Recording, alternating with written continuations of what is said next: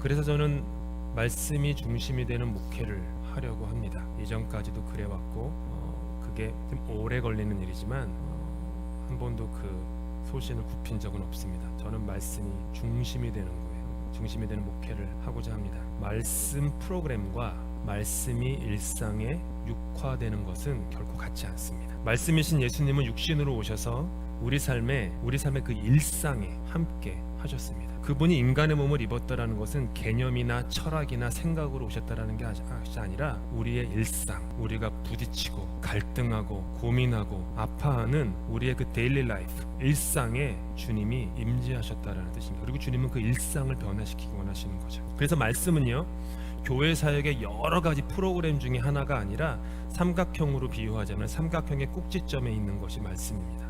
생명수가 되는 말씀이 거기서 아래로 흐르고 흘러 그 물이 닿는 곳마다 사람을 살리고 사람을 일으키는 것입니다. 생명수가 되는 말씀이 봉사, 전도, 선교, 돌봄, 교육, 재정 등 신앙 공동체의 저변에 흘러내려 교회의 삶의 육화가 되어서 교회가 하는 모든 것에 의미와 목적 그리고 생명을 주는 것이어야 합니다. 말씀이 중심이 되지 않을 때 교회는 그 본질을 상실하고 건물은 있지만 건물 안에 내용은 빈약해지기 때문입니다. 매주일 저는 순서 설교를 할 것입니다. 아마도 제 예상이 틀릴 수도 있지만 제 설교나 제 어떤 목회 스타일에 여러분이 적응하시는데 적어도 1년 혹은 2년이 걸리실 수도 있겠다 싶습니다. 순서 설교, 그것은 성경 한 권을 수년에 걸쳐서 구절 하나하나 자세히 묵상한다는 뜻입니다. 그럼 목사님 성탄절은 어떻게 하나요? 추수감사절은 어떻게 하죠? 창립기념일은요?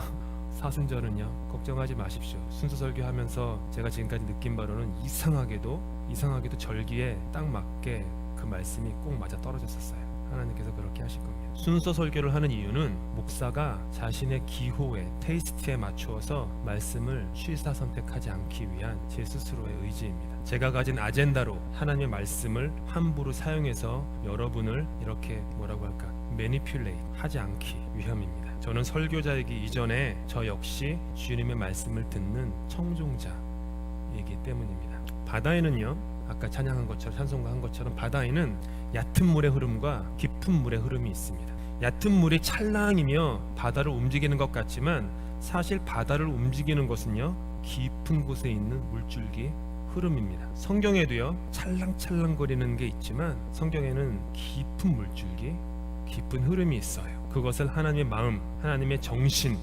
하나님의 의식, 스피릿이라고 우리는 부르죠. 성경의 여러 책들이 각자 다르고 독특해 보이지만 그 성경의 여러 책들의 그 표면 밑으로 들어가면 거기에는 동일한 깊은 하나님의 마음 물줄기가 그 안에 묵직하게 흐르고 있습니다. 그리고 성경은 날줄과 시줄처럼 이렇게 막 엮여 있어요. 신묘막직하게 엮여 있어요. 그래서 신약 성경 한 권을 오랜 시간 묵상하여도 그 안에는 구약 성경의 수많은 이야기들이 그 안에 녹아들어 있습니다. 하나를 제대로 알면 모든 것을 아는 것입니다. 하나를 제대로 모르면 모든 것을 모르는 거예요. 아시겠지만 누가복음을 선택했거든요. 그 이유를 이따가 설명해 드릴 텐데 누가복음을 제대로 알면 성경 전체를 아는 것이고 그걸 제대로 모르면 성경 전체를 모르시는 겁니다.